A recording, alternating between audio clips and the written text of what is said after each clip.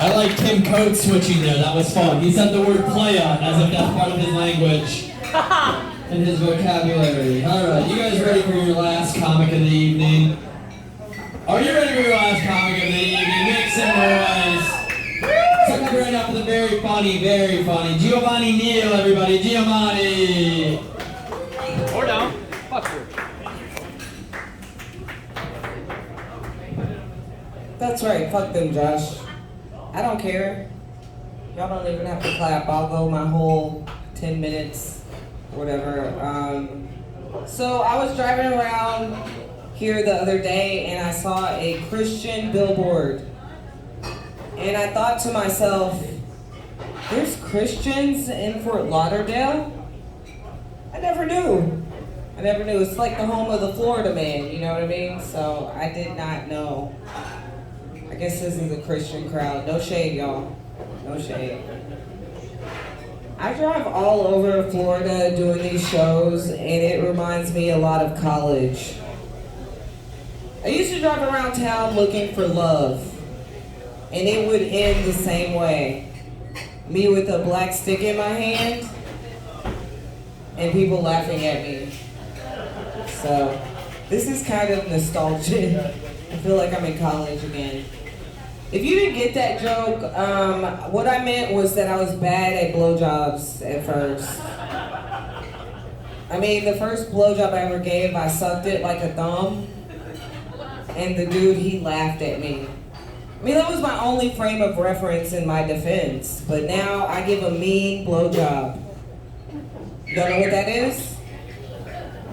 Do you want to know what that is? Yeah. First, you grab onto the dick like you are afraid. Like you on a roller coaster and it's going downhill, the dick is the rail. Like, grab it tight, ladies. We have been taught as ladies to cup the balls, right? Am I right? That's what they tell you. They know. Don't do that. Don't do that for a mean blowjob. For the mean blowjob, you grab those two. Like they're stress balls. And like, you are a stripper and it's a dry town, you're stressed, like an air control operator during 9/11, you know what I mean? Like, everything's tight. Guys, are you hard yet? Alright, and then you ram it down your throat like you're trying to sober up. Because you probably should if you're giving blowjobs, I'm just saying. Wild.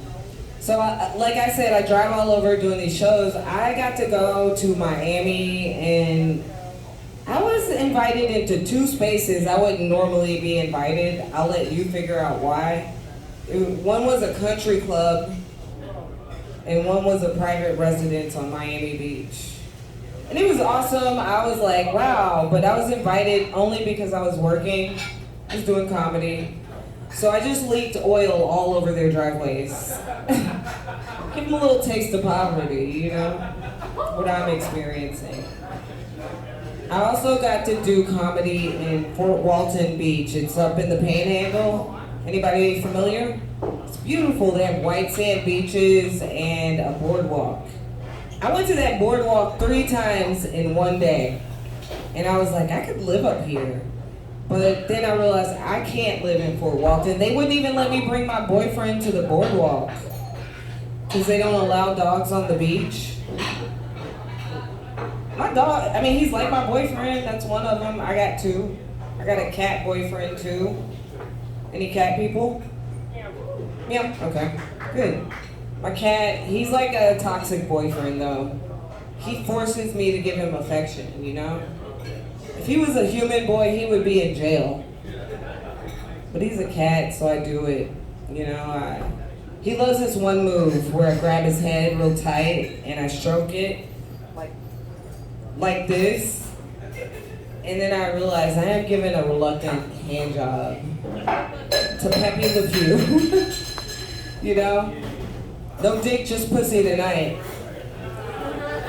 And it doesn't even stop there. I'll keep going and going, and then he bites me, so I slap him, and he'll lick me until I fall asleep. I'm like, this is why I call him my boyfriend.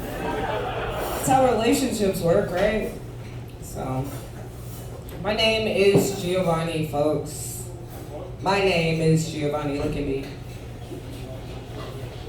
But it's pronounced Giovanni. Yeah, that's right, say it with me, pizza place. Giovanni. I asked my parents why. Why would you give me an Italian man's name? And they were like, Giovanni, it is a man's world.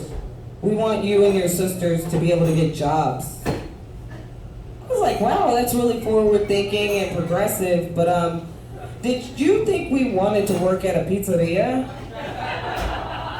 Y'all, me and my sisters, Mario and Luigi, we can't even cook spaghetti. That's right, I burn up frozen pizzas. I don't deserve this name. So, I don't know. I gotta admit that dating is pretty rough for me.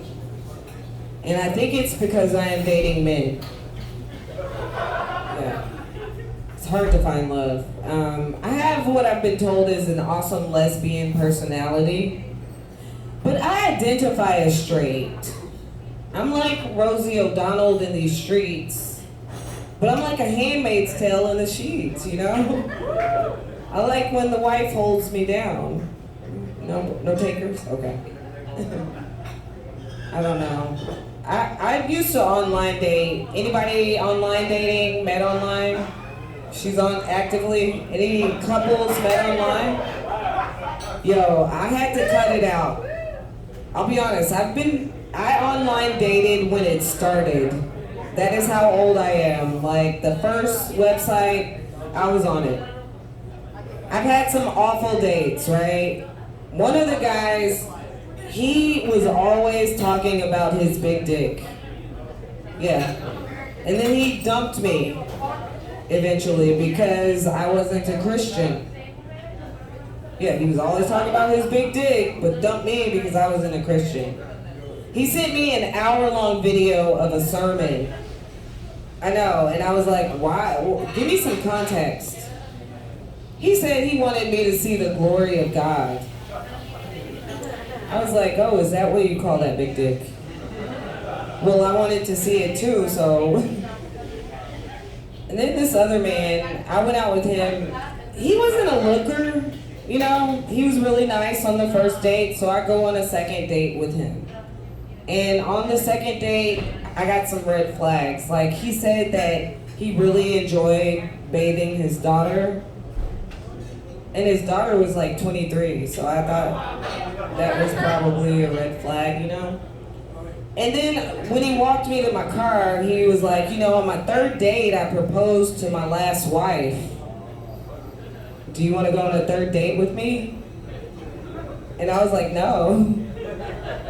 I don't need a green card. I'm American. I don't need a third date. Thank you, sir. But then I had to give up online dating when I went out with Mr. Patel. Y'all, he had a heart attack on our date.